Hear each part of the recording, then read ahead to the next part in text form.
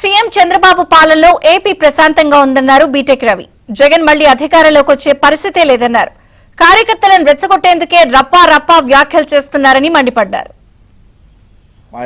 ఎవరి పని వాళ్ళు చేసుకుంటూ వాళ్ళ జీవితం ప్రశాంతంగా గడుపుతారు. రాష్ట్ర ప్రభుత్వం మేలు చేస్తుందా కీడు చేస్తుందా అనేది పక్కన పెడితే మా జీవితం మేము బతుకుతున్నాం సార్, మా వ్యాపారాలు మేము చేసుకుంటున్నాం సార్, మాకు ప్రశాంతంగా ఉంది ఇప్పుడు అనే స్థాయికి ఇప్పుడు ఆంధ్రప్రదేశ్ రాష్ట్ర ప్రజానీకం వచ్చింది. అది ఎవరి వలన? చంద్రబాబు నాయుడు గవర్నమెంట్ వల్ల.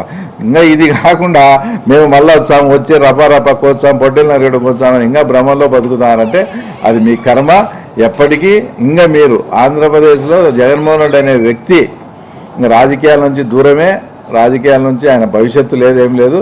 తొందరలో కూడా కేసులు ఇవన్నీ కూడా వచ్చి అతను పోటీ చేసేదానికి అనర్హుడయ్యే పరిస్థితి కూడా ఉందని కూడా ఈ సందర్భంగా తెలియజేస్తాం.